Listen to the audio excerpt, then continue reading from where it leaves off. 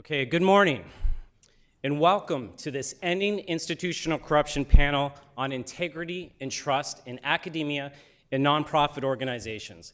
My name is Garry Gray, and I'm a network fellow at the Edmund J. Safra Center for Ethics, and also a sociologist and criminologist at the University of Victoria in British Columbia, Canada. This panel is an exciting one because the focus is going to be turned inward on ourselves. As part of academia, we are embedded in the problem that we seek to understand. For the majority of us in this room, academia is a major part of our lives. In other words, institutional corruption in the production of knowledge is not something distant to us or over there, but it is all around us through relational dependencies. Thus, we need to cast an inquisitive and critical lens not only towards those individuals that we study, but also ourselves.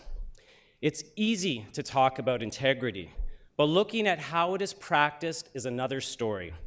For instance, how do you respond to unethical behaviors you observe in your own university department or center?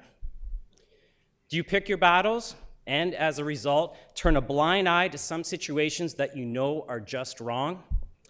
We need to be self-reflexive when studying institutional corruption in academia, because if we turn a blind eye to it in our own inner circles and departments, then how can we ever expect those we study to do otherwise? So, with that call for self-reflexivity in mind, I'm happy to inform you that we have some thoughtful and provocative talks for you today. You'll hear about issues of integrity and trust inside universities and patient safety organizations, as well as an innovative and creative tool for us to publicly assert our own academic independence. And we'll also hear today from Dr. Nancy Olivieri, a professor of medicine and one of the world's most well-known academic whistleblowers, who will share with us some tensions that could arise when we do try to assert our own academic independence, in particular when it runs counter to the private interests of our immediate funders. So with that being said, it is my great honor to introduce to you our first presentation today, entitled The Academic Independence Project by Szelena Gray, I knew I'd mess it up, apologize, Szelena Gray and Sujay Tyle, both project managers at the Edmund J. Safra Center for Ethics at Harvard University.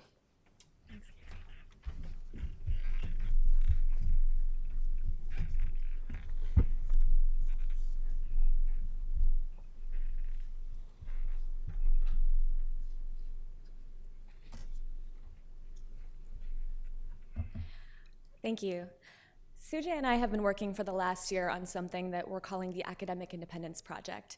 It's a one-year, essentially, research project at the Center for Ethics that is trying to answer a really simple question. What is academic independence, and why do we care? Now, as most people in this room know, universities have a set of financial conflicts of interest policies that are meant to help us define this question. Probably most of you have read them, are familiar with them, have asserted that you are in compliance with them. Up on the screen now we have a statement from Harvard's. What they all have in common is a definition of independence, or at least of committing to it, that is based on some sense of limiting financial conflicts, secondary interests that are financial. Now, these policies, we think, are effective and useful and important for establishing a standard of independence, but there is a second dialogue that happens more publicly. To illustrate this, I want to talk a little bit about this guy. So imagine that you are a leader of a country and you have an image problem. So you hire the best consulting firm you can find, in this case, Monitor Group, with substantial policy experts to help you really rehabilitate your image in the West. And as part of that, you have produced a 200-page report talking about how you have the best, I think the quote was, the best standard of democracy in the world at the time. Now, this sounds funny to you, but this actually happened. And what's interesting about this example is that it sparked a huge controversy. This happened, obviously, at Harvard. And what we found really interesting about this whole project, this whole endeavor, is that both sides were very compelling. The scholars who participated in the projects in these conversations with Libyan leadership were going seemingly in good faith in an effort to have an open, honest dialogue about creating better relationships. On the flip side, people criticize this as being clearly an instance of corruption and chilling. So this illustrated for us a really important question about how we think about independence, how we think about corruption within a more public space outside of the university, and how public perception really matters. Now, of course, this is not the only example of this conversation coming up. The 2008 financial crisis obviously raised similar questions. The bottom line is that this whole question of what is academic independence is very complicated. And at the same time, you kind of get it, right? It's a little bit simpler than we think when we try to boil it down to its essential parts. Thanks, Szelena. So I want to talk about what we actually created. Academic independence, as Szelena said, is an extremely complicated process. And, we came in with the understanding that, if academic reliance on external organizations through consulting, through board arrangements, through speaking arrangements, if that meant biasing public policy positions, Szelena and I are like, why don't we just ban financial interdependence of organizations, private and public, to the academic ecosystem? But that's impossible. Every single person in some way relates to industry. And I think that's actually a good thing, because relating to industry actually arguably makes you a better academic to have a real world perspective. So how do we take a different approach? How do we try to say, we understand that you are interacting with industry in some way. How are we going to limit bias in what you say and what you communicate publicly? And so we tried to take a retrospective approach. We tried to identify academics, who have made public policy positions in some way, and we wanted to see whether there was corruption involved in there, whether there was bias based on the research and based on the consulting arrangements and the board arrangements that these academics did. But taking a retrospective look, was impossible. Millions of public policy positions, tons of research, tons of external engagement. So how do you continue to take a retrospective look? It's not sustainable. And at the same time, does whistleblowing in an academic interdependent ecosystem actually limit academics from making non-biased policy positions in the future? So we took a step back and we said, how do we, instead of taking a retrospective look, take a very prospective approach?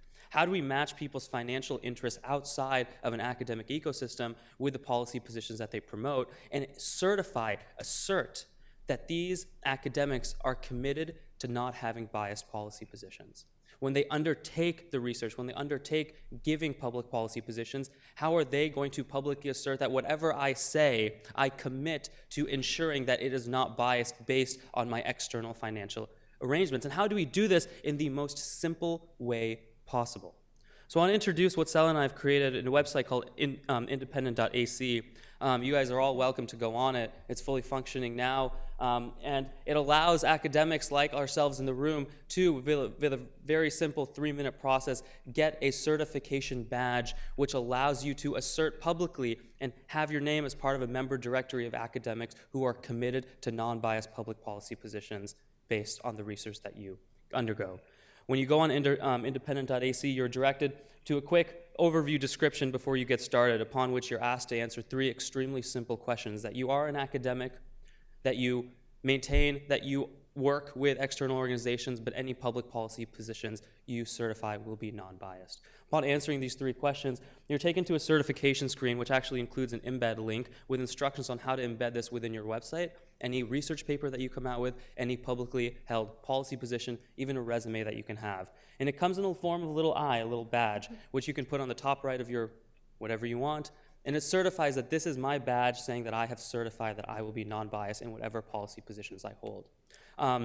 Upon getting certified, you actually have 2 further options. You have the ability to participate in a members-only forum, which allows you to communicate with other academics who have taken this pledge. And number 2, you're actually able to see an open member directory, which has a list of all academics along with contact information who have committed to being certified to be academically independent and free from bias on public policies that they hold. Professor Larry Lessig currently has disclosure front and center on his website. We believe that in addition to having a badge of academic independence and stating that all public policy positions will be non-biased, will add a further layer to these disclosures, because it certifies not only have I disclosed that I am related to these external organizations in no way bias whatever output I have. So we know that we are not going to solve the problem of academic independence if it is indeed a problem. But what we're trying to do here is something very simple. We're trying to create a space for a more positive, proactive dialogue to create an opportunity, basically, for people to do what's right, and for the public to assert some confidence in scholars to do what's right, and to create an easy mechanism for people to see that. So that's the basic idea behind our project. As Sujay said, it is an open website, independent.ac. It would be great if everybody in this room checked it out, ideally registered, asserted your independence, and let us know what you think. It is evolving, it is definitely in beta and a work in progress, and we would love your feedback. Thank you so much.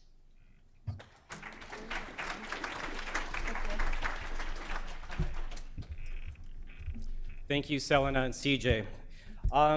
That was an excellent presentation, and I'm sure most of us will register. I know I will once it's fully launched. Thank you. Our next speaker has been with the Edmund J. Safra Center for Ethics now since the very first year in the Institutional Corruption Lab. Dr. Susannah Rose is the Director of Bioethics Research and Policy at the Cleveland Clinic and is also an assistant professor in the Department of Medicine at Case Western University. The title of her talk is Transparency, Trust, and Survival: Patient Advocacy Groups and Institutional Conflicts of Interest. Great job, guys.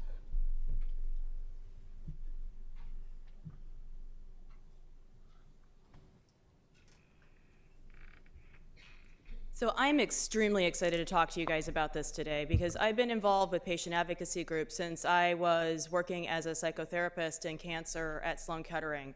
And many times I would refer to patient advocacy groups and my patients to them, but also rely on the information that they provided.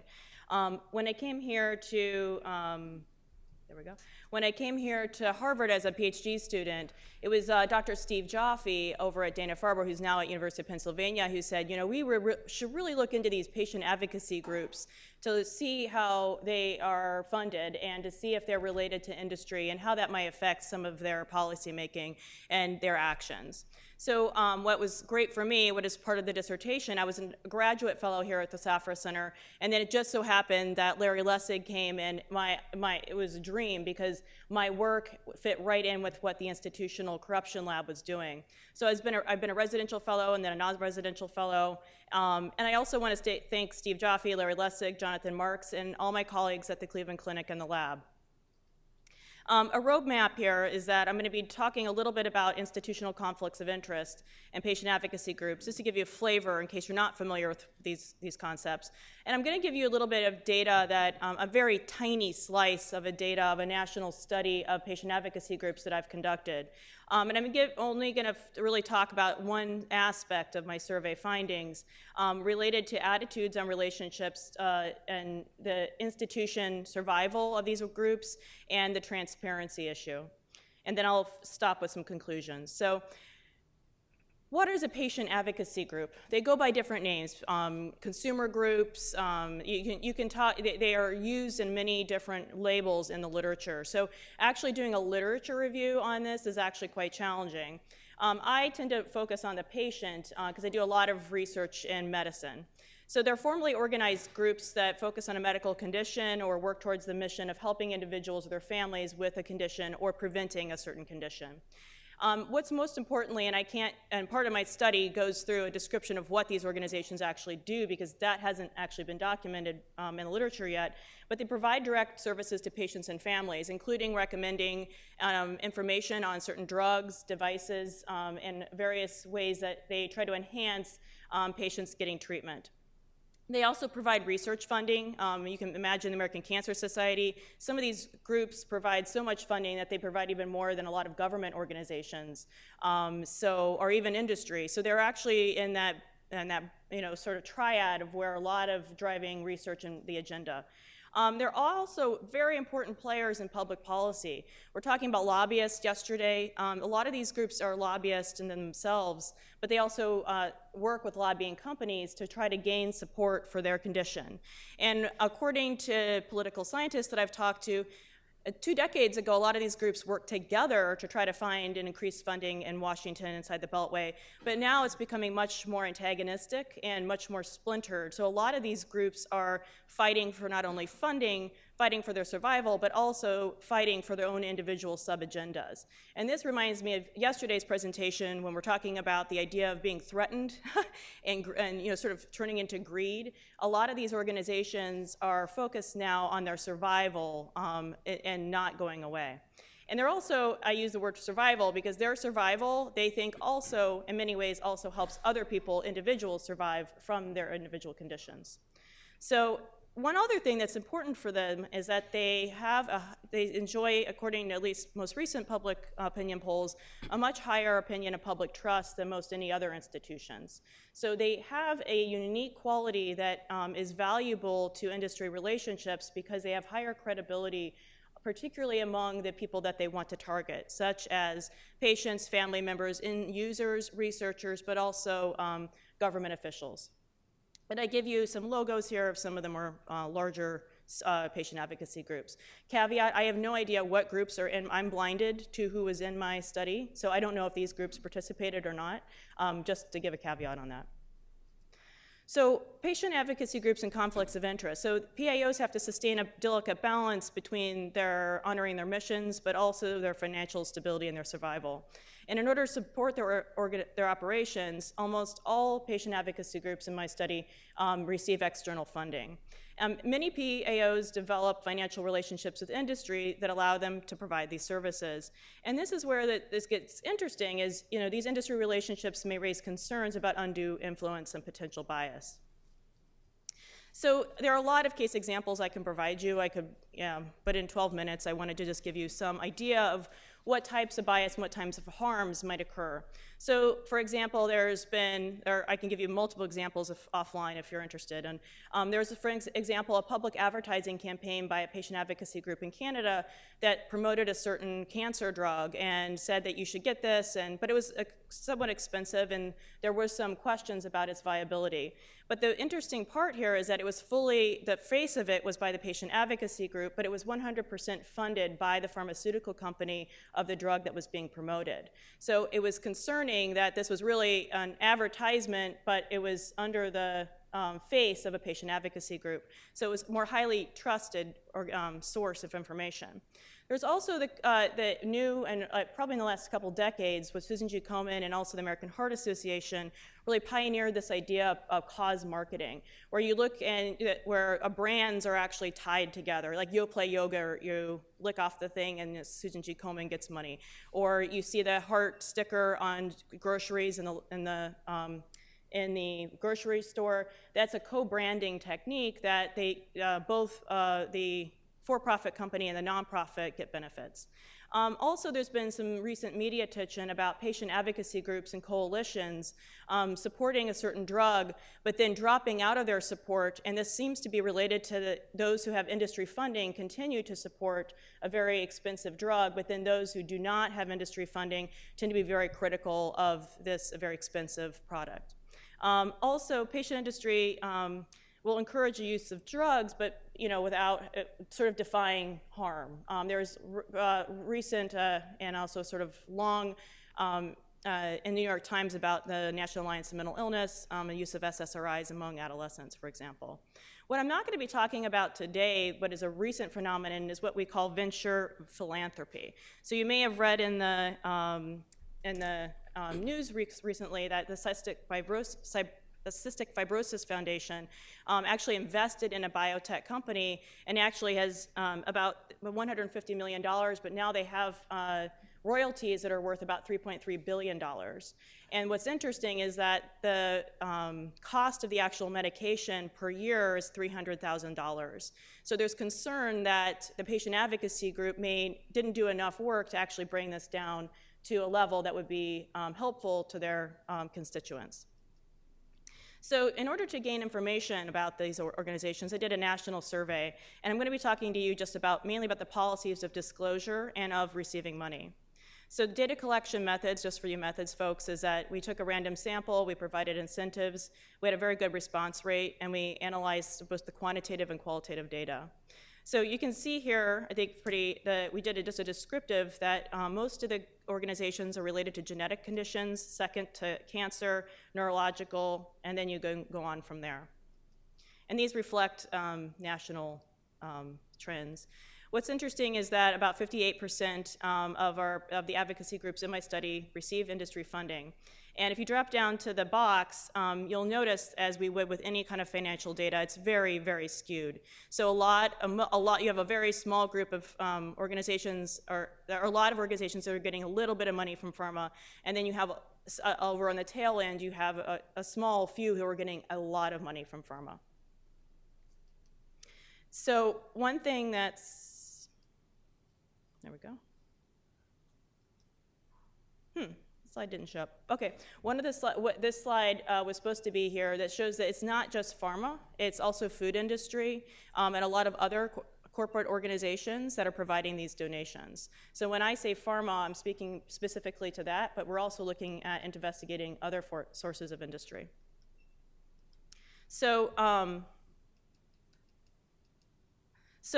when I asked them, for each study below among these executives, which is the effectiveness in addressing corporate financial relationships, the organizational decision making, a lot of them said that developing ethical principles is a good idea, educating employees, public disclosure, and if you notice on the very far right, they're a little more ambivalent about restricting donations than the other sources, which is not surprising.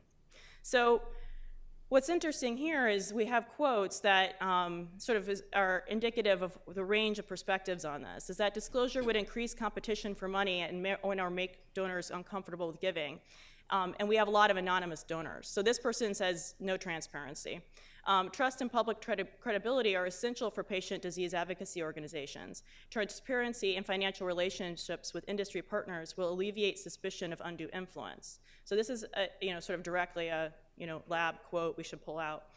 Proper disclosure shows influencing effective decision making can be useful in judging an organization's credibility and the positions it takes. Follow the money. So what's interesting is that what do they disclose? So that before I said, do they think it's a good idea? Then we have here, actually, do they do it?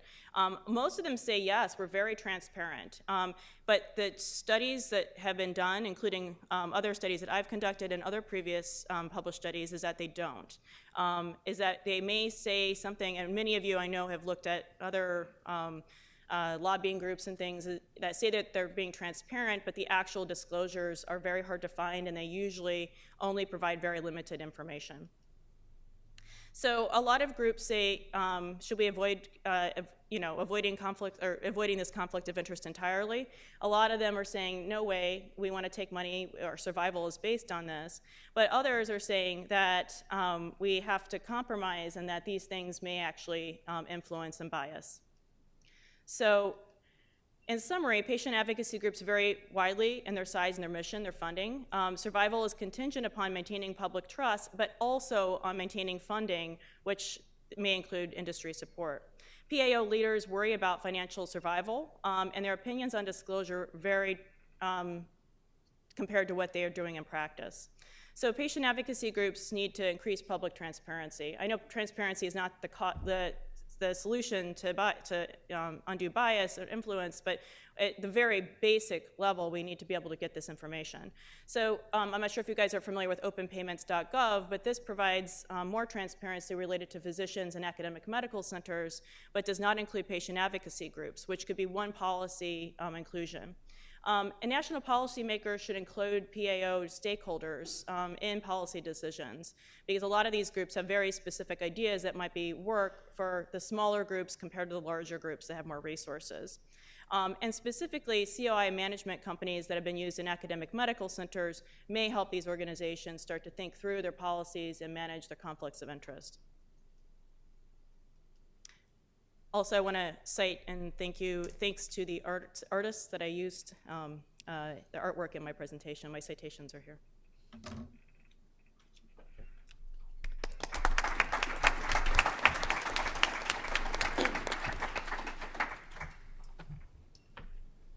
Okay, thank you, Susannah, for that wonderful presentation.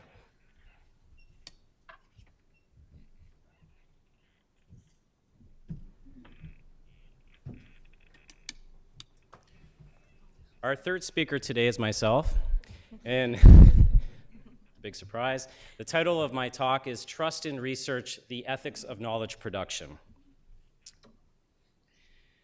Do professors and scientists face an increased risk of bias depending on who is funding or supporting their research activities? Regardless of what you think is the answer to this question, just asking this question puts many professors and scientists in an uncomfortable and sometimes even a defensive position. Consider the recent focus on Dr. Wee-Hock Soon, a climate change scientist affiliated with the Harvard-Smithsonian Center for Astrophysics, who has publicly proclaimed, "I would never be motivated by money for anything," despite reports that he's collected over $1 million from the oil and gas companies for his contract research on climate change. The media focus, in particular in the New York Times and Nature, was not that Dr. Soon received industry funding, but rather that it has now become public knowledge that there were clear, visible strings attached to this academic-industry relationship. The energy companies were apparently allowed to review his manuscripts prior to submission and publication. There were also allegedly failures to disclose these conflicts of interest during the peer review process. However, what about the risks stemming from the invisible strings of academic-industry relationships? Now, despite all the sensational attention on Dr. Soon, he is not unlike many professors and scientists who refuse to acknowledge any personal risk of bias stemming from their own financial or relational conflicts of interest because they honestly believe that they can wear two different hats and still remain independent, especially when the strings of influence are invisible, in contrast to the direct pulling of strings that many people believe is necessary before something can be considered corrupted. In order to gain a better sense of how academic-industry relationships may contribute to individual strings of influence in the everyday cultures of science, I conducted in-depth and confidential interviews with 150 professors and scientists as part of a funded research project at the Edmund J. Safra Center for Ethics. These in-depth interviews resulted in a unique culture of science database consisting of 10,000 pages of interview transcripts, in-depth conversations with professors and scientists in medicine, the natural and life sciences, business law, the humanities, and social sciences. While all the professors who were interviewed explicitly stated the importance of research integrity, those who were industry funded across all the disciplines tended to describe slight distortions in their research practices when detailing their social interactions and working relationships with their industry funders. Among the industry-funded scientists I interviewed, subtle distortions appeared to be very small or inconsequential at the time and were often rationalized as just slight shortcuts in dealing with the realities of their funding relationships. Now, the types of distortions described by industry-funded researchers often occurred before data collection had even begun, in what I refer to as preemptive design techniques of self-censoring.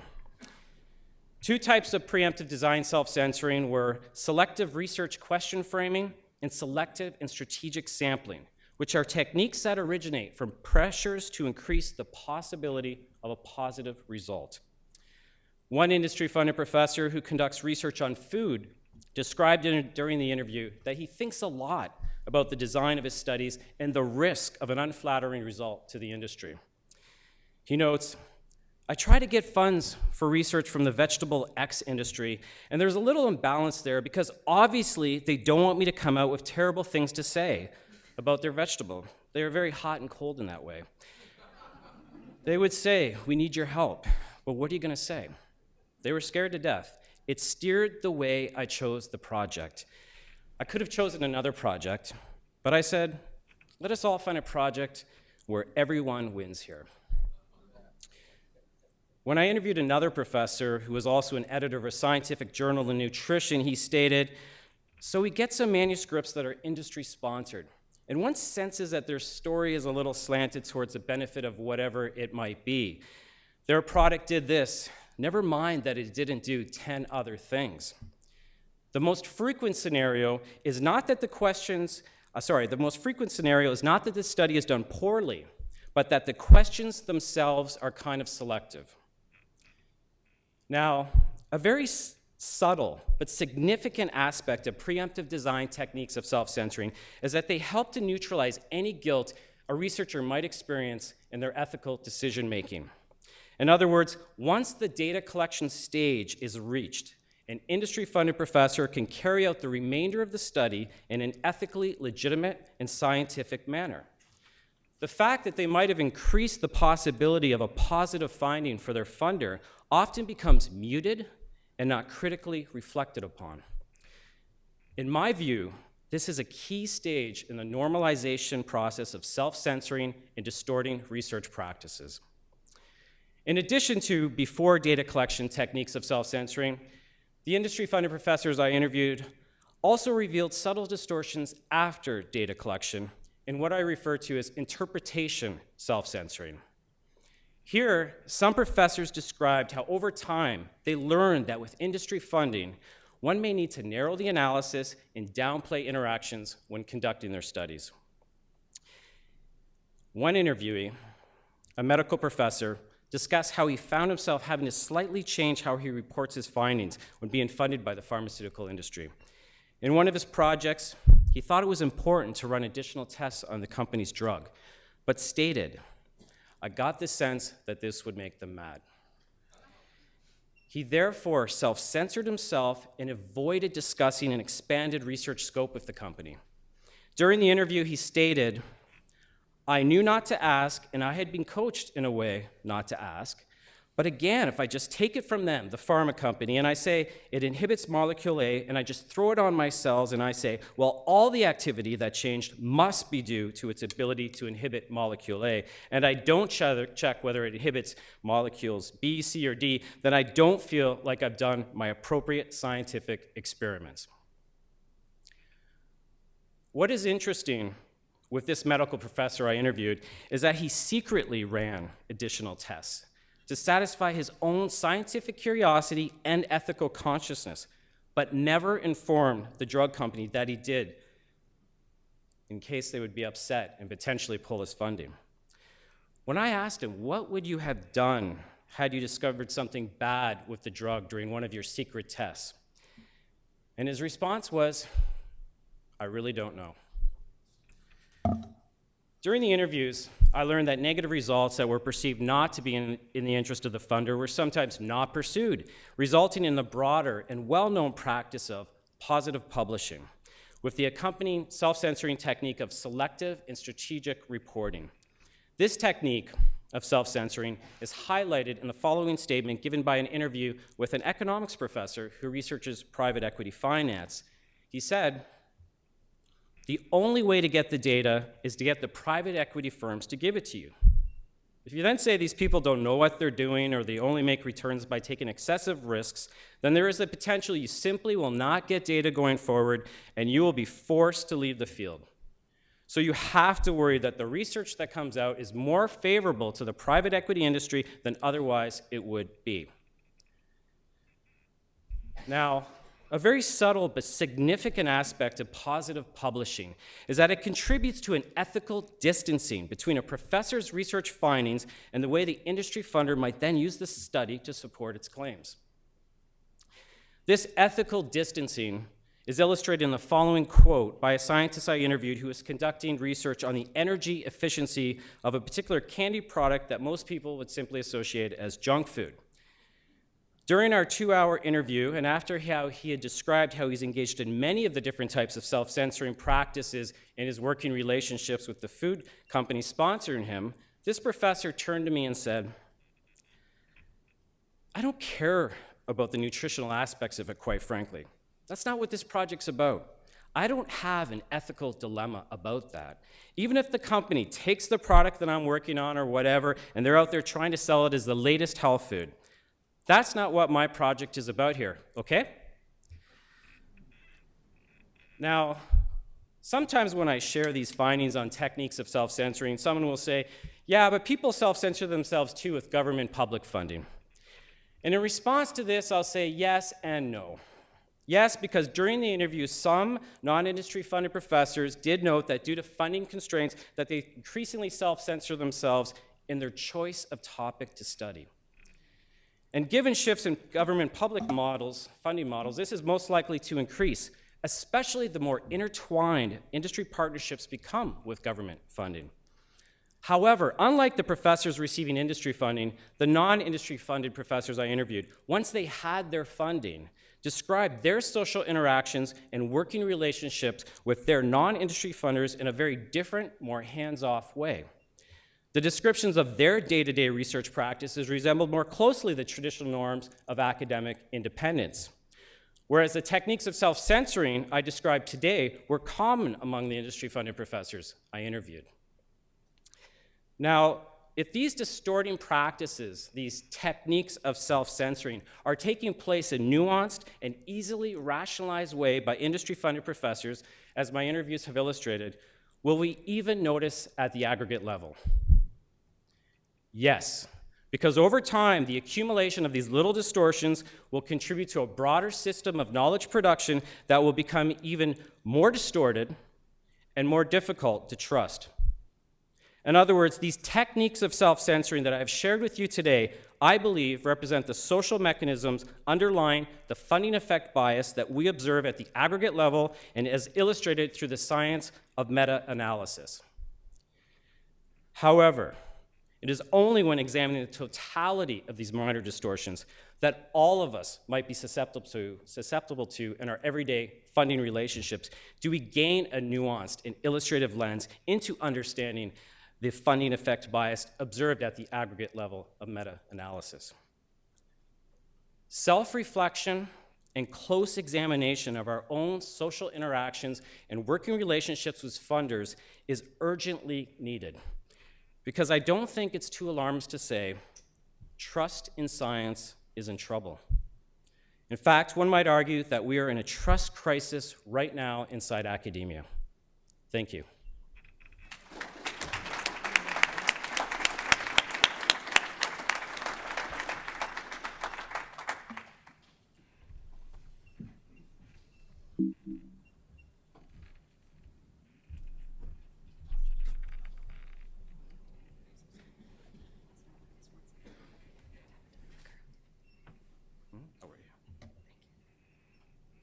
Okay. Our fourth and final speaker today is Dr. Nancy Olivieri, who is a professor of pediatrics, medicine, and public health sciences at the University of Toronto, and also a senior scientist at the Toronto General Research Institute, as well as the executive director of Hemoglobal. The title of her talk is The Illusion of Protection: What Really Happens to Those Who Dissent. Thank you very much, Garry, and I want to thank the organizers of this conference and Lawrence Lessig for his devotion to institutional corruption that make it possible for me to speak today. I have three things to say before I do start. One is I'm only going to report my story, and I'm not drawing broader conclusions from other people's, and that leads me to my second comment, which is this is a very good news story in the scene of institutional corruption and scientific integrity. I'm really very successful. You may not believe that in the end, but compared to everybody else that I've ever read, heard, or spoken to, this is, as Jonathan Marks said, the better part of the story. And the third thing I want to say is that if you think this can happen to somebody who wants to report on a complication in a drug trial, one should, if any of you are out there taking a single drug that's been manufactured in the last 20 years, really reflect on whether you have the whole story on the drug's efficacy and safety, because this is a story about that as well. How do I advance this, Garry? Oh, yeah, okay, sorry. I show the Olivieri report here, published at least 14 years ago, because I'm going to quote widely from it in blue type, because it's not only a horror story and the involvement of corporations with research, but I'm going to talk about the university and the academia response to my case, which is outlined here. I was a clinical researcher and hematologist at the Hospital for Sick Children in Toronto, doing a federally funded study when I identified possible risks arising in a clinical trial, mainly involving children. It's a story of administrative, legal, regulatory, scientific, and professional backlash. And it's really about institutional corruption, but it's also about the erosion of scientific integrity and the very successful obfuscation of scientific and medical evidence, a failure to protect patients, not in fact the patients that I was struggling to study, but as you will hear, patients later on, 15 years later, and the usual problems with professional and personal ruin that comes when you go up against institutions. I want to say that constraints are imposed on things I say, so you may see that I'm quite vague in some of my remarks. If you look at the CAUT, the Canadian Association of University Teachers website, and search that, you'll see there have been a lot of slap lawsuits in the last 5 years when I speak. So this is where I was in 1995. I was a clinical researcher doing federally funded research and working internationally. I was doing an investigator-driven, federally funded trial, and in its last 2 years, the drug company added its funds to that. When I raised potential concerns, the IRB chair decreed, indeed wrote me a couple of times saying, you've got to change the IRB forms and the consent and information forms that make this clear to patients. What happened was the premature termination of trials was carried out. All legal remedies were threatened in writing. There was a lot of dispute of the findings. This is sort of parallel to big tobacco. Doubt is their product. And as one of my lawyers, who is a colleague of Jonathan Marks, said, the picture painted was a scientist of almost breathtaking incompetence. I have to say that I'm not going to talk to you about now what happened in terms of the immediate outcomes, about what happened at the FDA, Health Canada, the medical journals, the EMEA, which is the European regulator. Not going to talk to you about the European Court of Justice, where Jonathan Marks was my barrister. Not about the publishing companies, the medical licensing bodies, the patient organizations, or the medical societies that are all involved in the corruption in this case. I'm quoting now because I don't really want to get another slap lawsuit. The University Hospital for Sick Children, the University of Toronto, did not provide effective support to me during its first 2.5 years of this controversy. After the controversy became very public, they claimed they had, but it wasn't true. And I'm quoting from Arthur Schaefer's observation that some were led to speculate that the university's failure to recognize my academic freedom might not have been unconnected to its eagerness to secure financial support for the largest donation to date to any Canadian university. So this is what not providing effective support looks like. I was a researcher. I was accused of incompetence and misconduct, pressured to hand over any clinical remaining data, harassed. My students and fellows were evicted. Their phone lines were cut. Their pagers were removed. Any new research proposals that I tried to get approved were delayed. My research space, which was a clinical research space and a laboratory space, were either removed or closed. On the clinical side, I had a very large clinic of patients, and the clinical coworker was replaced by one of the chief's best friends. There were lots of interviews with nurses and fellows to identify misconduct on my part. A patient was encouraged. He did sue me, but unfortunately there was no basis to the lawsuit. The hospital had to pay that. There were program cuts to my program and successful removals from my directorship over the period following the identification of these risks, and eventually I was evacuated to the Toronto General Hospital. There was a whisper campaign. I was accused of everything under the sun, including poor citizenship. Shunned at work by former colleagues, private emails, which I can tell you were not very complimentary of the administration, published on the front pages of the national newspapers, defamatory documents circulated by the hospital lawyer by mistake, and removed when the program cuts became public. Many of you know this book by C. Fred Alford. The key organizational strategy in this kind of approach is to transform any resistance from an issue of policy or principle into one of private disobedience and psychological disturbance. So, institution did what it always does in this case. It appointed an independent inquiry in which I was found to be completely responsible for this mess. The hospital was entirely innocent. We were gag ordered. There was a lot of libel in the international press. The false accusations against me provided in that inquiry led to allegations of research and professional misconduct, which were announced via hospital arranged press conferences. And then there were a series of anonymous letters, and a friend of mine said, sometimes you have to rely on your opponents in this to make stupid mistakes. It's the only way you can win. We got a lot of hate mail, anonymous hate mail, calling us a bunch of pigs, unethical people. It captured the imagination of John Le Carre, who put this in his book, The Constant Gardener. They did another independent inquiry to see who was doing that. Of course, the inquiry turned up nothing, and then my boss found the hate mailer had licked a stamp, and he could identify the DNA from the hate mail. And the individual was one of the primary submitters against myself, who had forwarded secret allegations and testimony against me to the public. He was acquitted by the Medical Licensing Board on appeal by my colleagues. He was found guilty. The university and hospital claimed there were mitigating factors, that his research accomplishments were stellar, and there was an outpouring of sympathy for him. And he was reinstated as the director of mother risk at the Hospital for Sick Children, which is an international pregnancy drug authority. The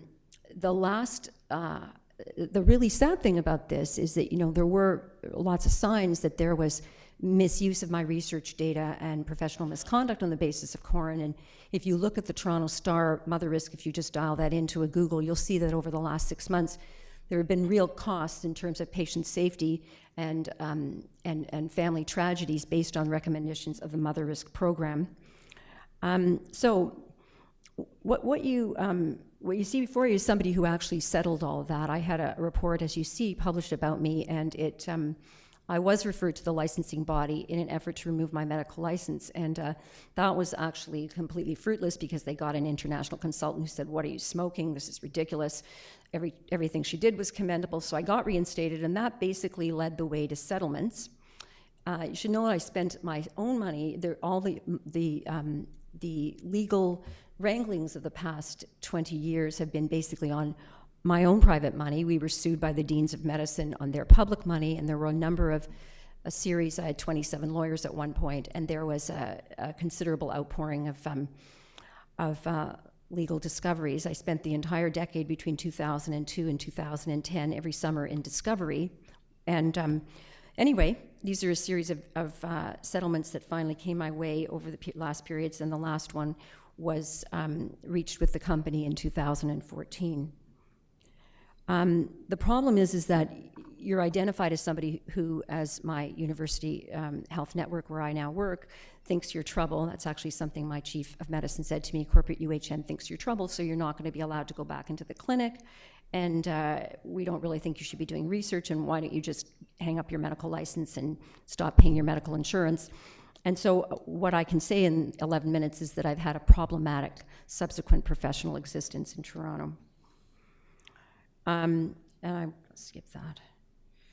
What I still hear in Toronto is it's such a complicated story. It's not complicated at all. There's no way this is complicated. It's just you did the right thing but the wrong way. I'm so glad everything turned out okay. At least you got to appear on 60 Minutes. That's my personal favorite.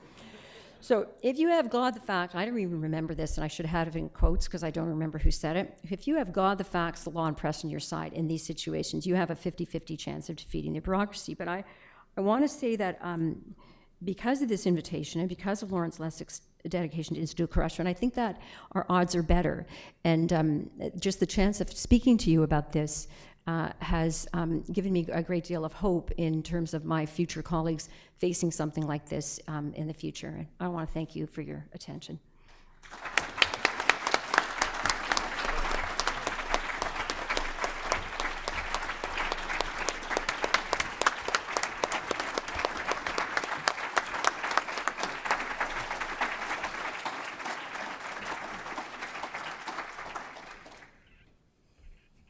Thank you so much, Nancy, for sharing that story. Your story is as relevant for medical ethics as it is for all disciplinary ethics across the university. And I really am thankful that you came and shared that with us today. And I also want to thank my panel who made organizing this very easy for me. They were excellent. They turned everything in time. They're just wonderful. So thank you all for making it easy for me to run this today. At this time, we'd like to open the floor to questions. If you have a question, please go up to the microphone. I think Greg Fields gave some instructions earlier on how to ask questions, so I will not say anything. Garry, I wanted to actually say one thing to you as the organizer of this panel, is that I noticed that Garry organized, I think, the only panel that is a majority of women, which, thank you, Garry. Which I didn't notice until you pointed it out. Particularly relevant given our presentation yesterday, so. Oh. Yes, thank you. So I'm not sure which side, so I'll start to the right here. This is excellent panel, and thank you, Dr. Gray. I was really excited to see presentation of I'm Adrian Fu-Berman. I'm with Farmed Out, Georgetown University Medical Center. It's a research and education project on how pharmaceutical companies and medical device companies affect therapeutic choices. So it was wonderful to see a presentation of actual ethnographic work, and we're doing ethnographic work ourselves, and we're having a lot of trouble getting it published, and I was very interested in it. You know how it's not considered real research by some of the powers that be, and I was very interested in whether you've run across any of those limitations in the importance of qualitative research. Well, I teach qualitative research methods at my university, and I compare it with quantitative methods all the time. And how do you respond to issues of reliability and validity? And in qualitative work, there's issues of trustworthiness. There are different approaches depending on what sort of epistemological paradigm you adopt, but there's lots of ways to establish the validity of qualitative work. So I find it's very important to discuss those in the methodology sections and be as rigorous as possible. And for myself, I've had success publishing qualitative work, but I always write qualitative work in the sense that I'm trying to convince someone who is not familiar with qualitative work that this is important. And so my audience is not always other qualitative researchers, it's other people who may not care for qualitative work. So, and if you do that, I think you'll have a greater success connecting with people who are different. Thanks.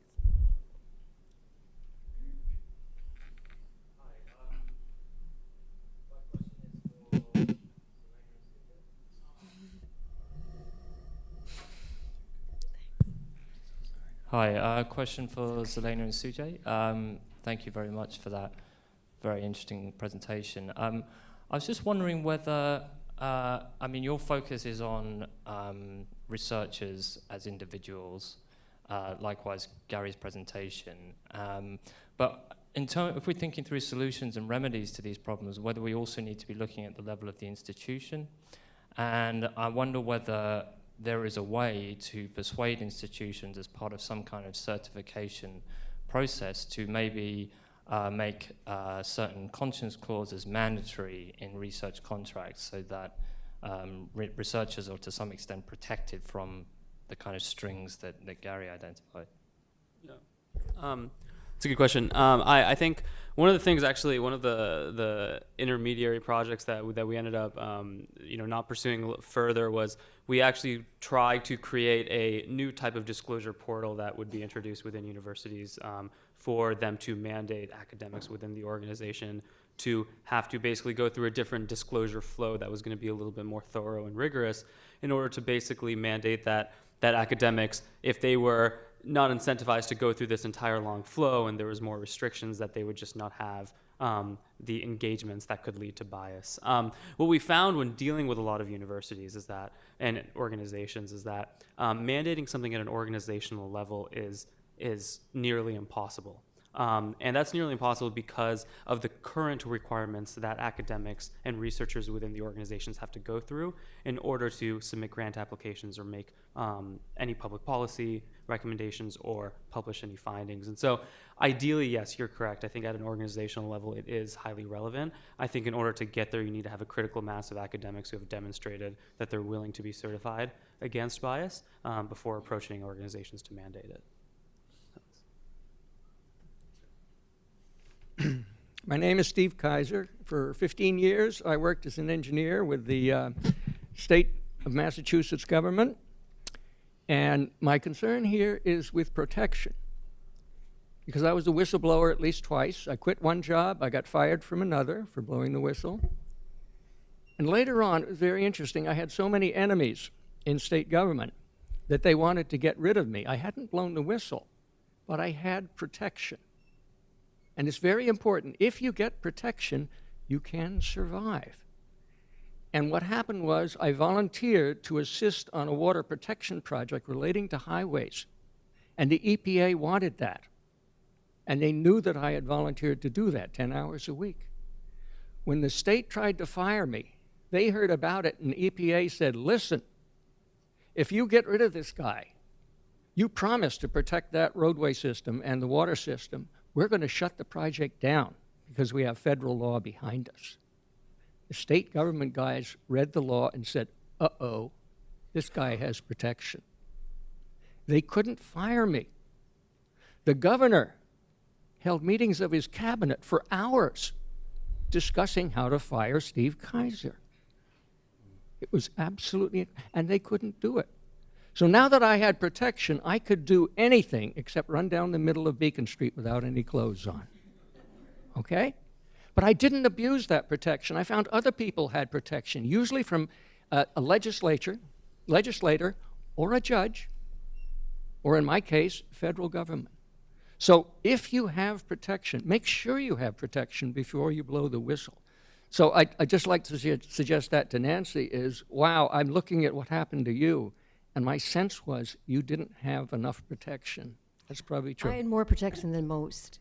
Yes. Steve, I had University of Toronto Faculty Association, Canadian Association of Universities Teachers. They woke up a little late, but they woke up. I wasn't a member. Clinical faculty aren't members of faculty associations in most provinces in Canada, but they made me an honorary member so they could help some of the arbitrations and the dealings with the university. I would say, like I say, it's a good news story, mine. Mm-hmm. Yeah. Okay, thank you. Thank you for sharing that story. To the left here. My name is Christine Mitchell. I'm from the Center for Bioethics at Harvard Medical School. And I was very interested in your presentation about the Academic Independence Project. It sounds almost like the Good Housekeeping seal of approval, although that turned out actually to be corrupted, I think. I'm sure you couldn't say all you needed to say in 11 or 12 minutes about what the system of investigation is for whether or not the people who sign up to be certified for their independence is. And what will you do if some of these people turn out on someone's offer of information to you not to be appropriately certified? Are there some sanctions built in? That's an excellent question, and it's something that we thought about a lot as we developed the project. Given the time and limitations of the project as we envisioned it, and the fact that we're working on, I think, an area that's huge and expansive and so complex, we really wanted to narrow it down to something that we thought we could tackle and see what came of that, to start a different kind of conversation. And I think the question you ask is something that hopefully will arise as we work through the project, but I think it's probably clear that we're not in a position to regulate that kind of violation. I think for us, the best case scenario is that there is some mechanism to have that conversation, because I think right now, even the controversies that we pointed out, they're harder to surface. Conflict of interest disclosure is sometimes really buried, even when it's done well. And I think one of our primary objectives is to elevate that more to a public dialogue and then be able to address those issues in a more robust way. Thank you. Thank you. To the right here. One of the things I particularly like about this project is its focus on systematic factors that affect institutions. And I have a question. I spent my career as a professor in the humanities, and the thing that has brought me to this conference is teaching philosophy of business, and it's been wonderful in that respect. But the thing I taught most of all was Plato and Aristotle at one end and gender theory at the other end. And I was never approached with a large bribe for my Plato and Aristotle work. But my concern here, are there others here who have done graduate work in the humanities? We're a minority. I'm glad to see others, but we're a minority. And I'm sure many people here are aware of the decline of the humanities in education, both at the undergraduate level and the graduate level. My teaching was at Wellesley, and we are strong in the humanities, have always been strong in the humanities, and still are relatively so. But during my time there, I saw a flip of two subjects as a sort of index of what's happening even there.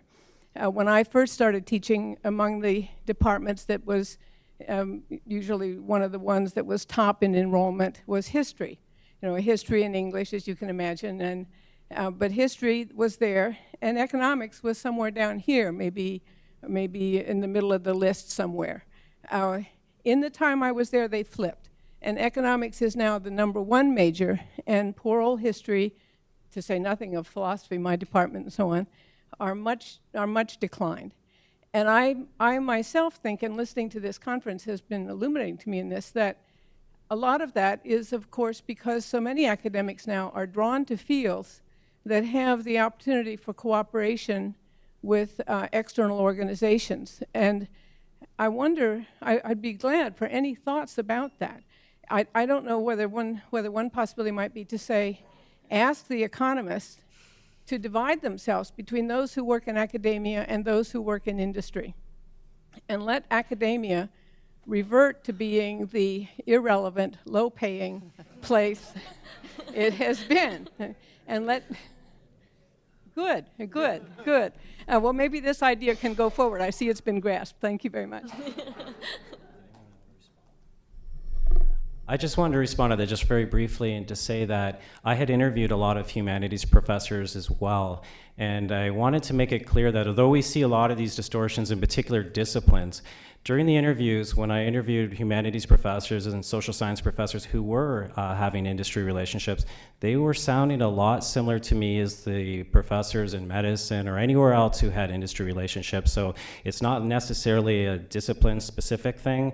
It's a social mechanism across the academia. So thank you for that.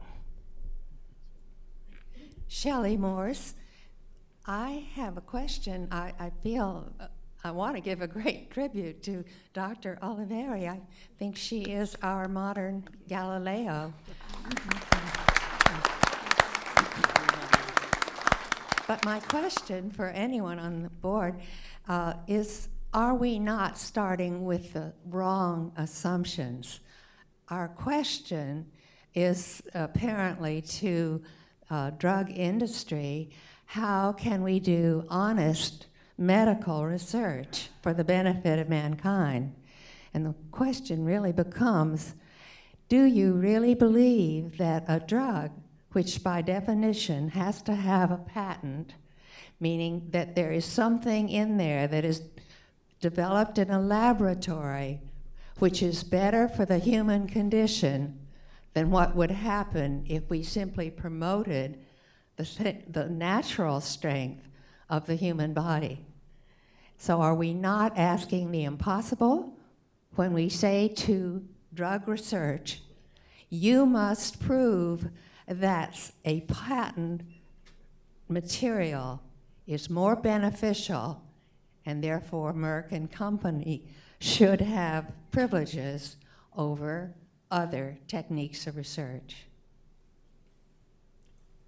Well, you know, I mean, it brings up a lot of, thank you for your question, it brings up a lot of considerations. I mean, I think I don't know about the philosophical aspects of that question, which are broad, but I can say that in terms of the regulatory, the FDA, Health Canada, the EMEA, with which Jonathan Marks and I have unfortunate and firsthand experience, the licensing of these drugs is not very demanding. You know, you have to prove that the drug, you don't have to prove that it's better than the existing drugs. You have to prove in many cases that it's better than nothing. And therefore that's leading, of course, to a lot more drugs that have no real therapeutic benefit over the 16 other drugs that are already on the market. Moreover, the data submitted to regulatory agencies is not robust. Let me just say that without the fear of another slap lawsuit. I know exactly what was submitted in my trials to these regulatory agencies.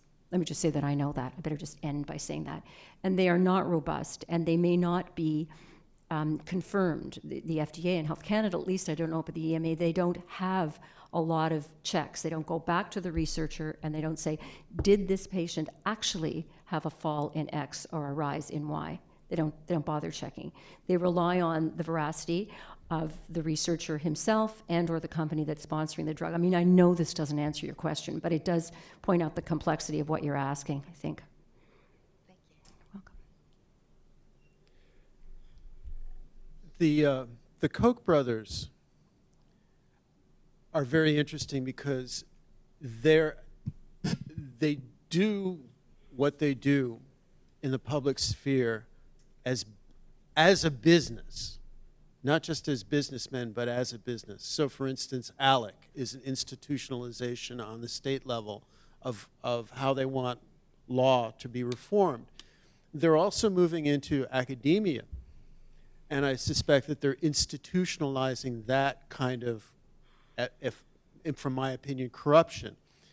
So I'm wondering about that institutionalization of corruption in pharma, in patient advocacy, in academia, because you've talked about the other side of how people can respond, but what about the institutionalization of this kind of corruption by industry and people like that? Absolutely. Sorry, go ahead. No, go ahead, Nancy. Well, I was just going to say that their focus is always on doctors and conflict of interest, and they shouldn't be signing contracts that agree that they'll do this.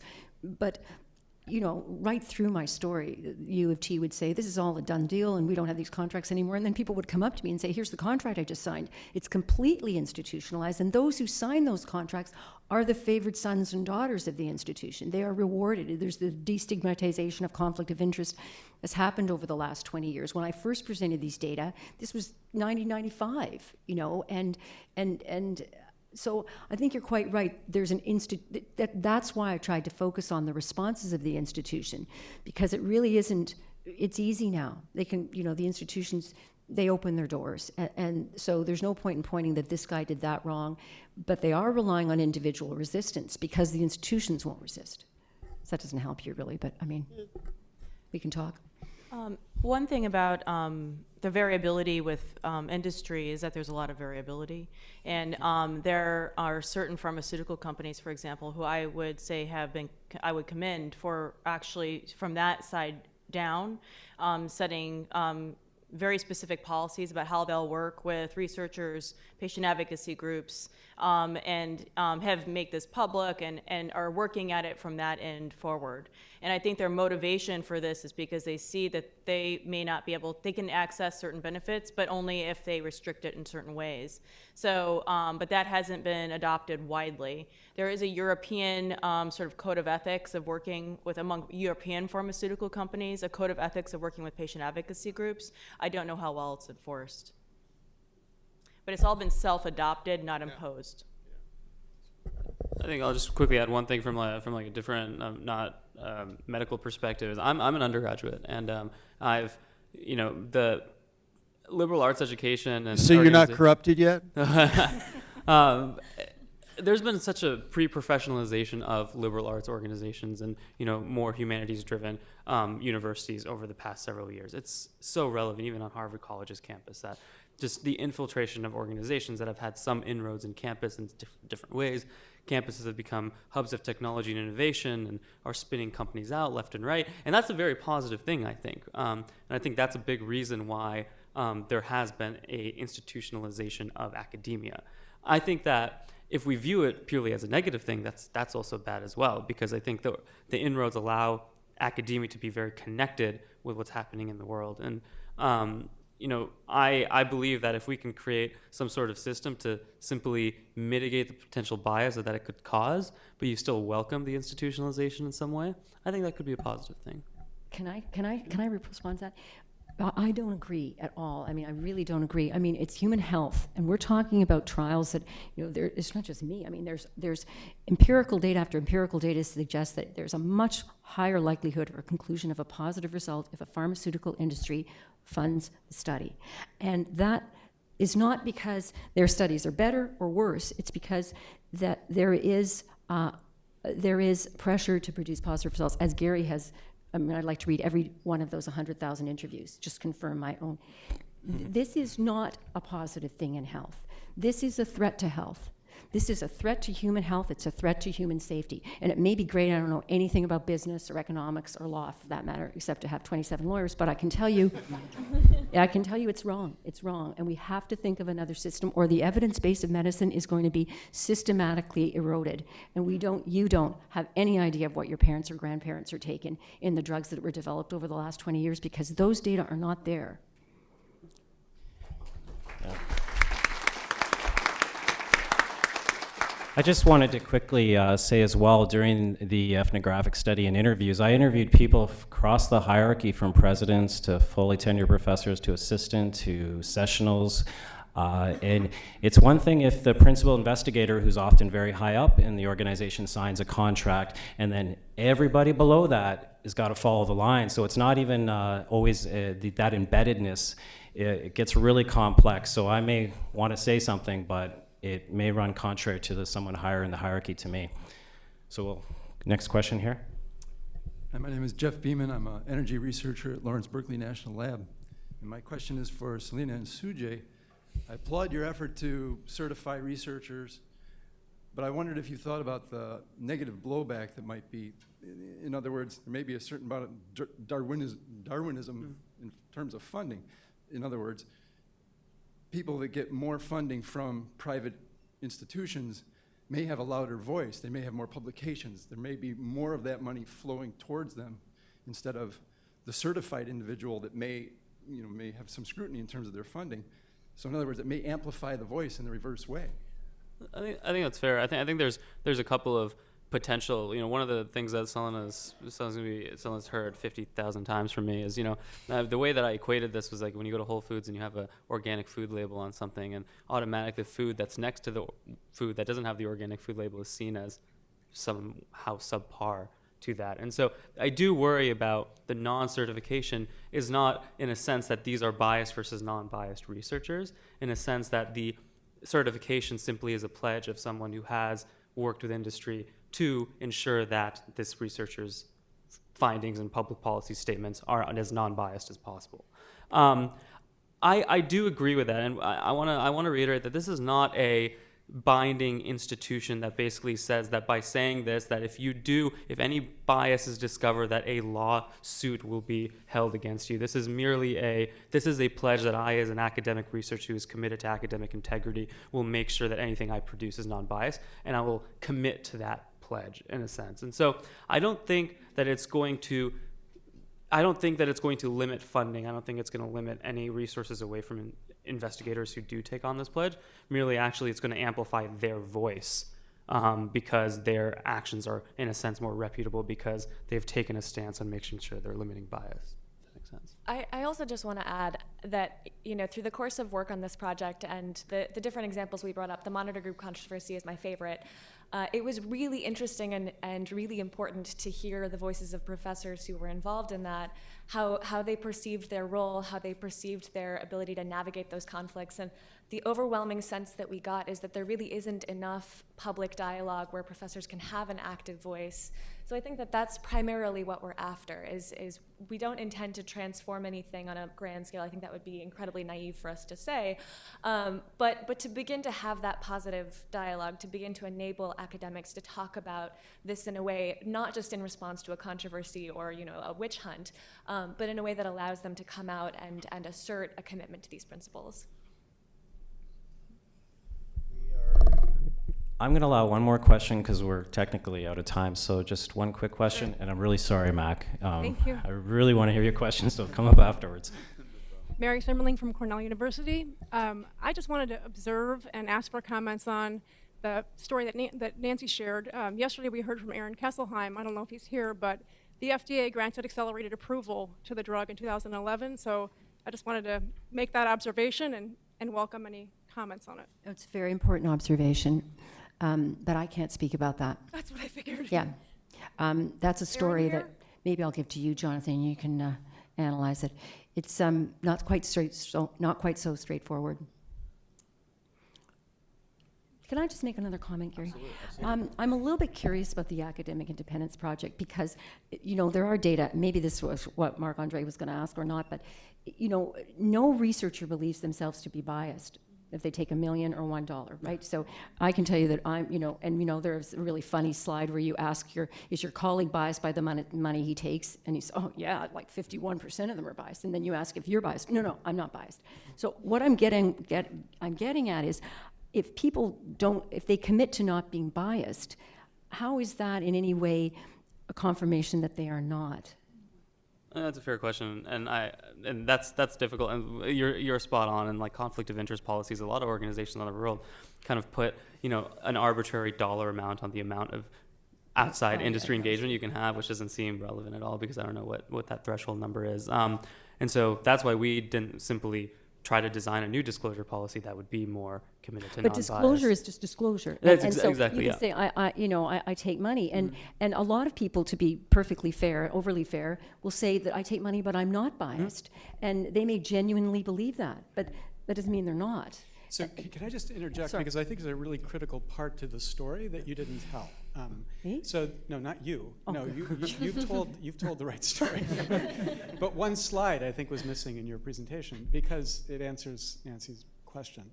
So in the certification, what the person says is, A, I'm an academic. B, I make public policy recommendations. But C, I have no income from anybody whose interests are affected by the public policy recommendations. So it's not that they're saying, I do have income, but I promise not to be biased. It's that I have no income. So you can distinguish between those people who are getting money from the people who might be affected by their recommendations from those who don't. And that's the small, but I think critically important objective of what this is trying to add. Okay. Well, thank you everyone for attending today, your thoughtful and provocative comments. It's very much appreciated.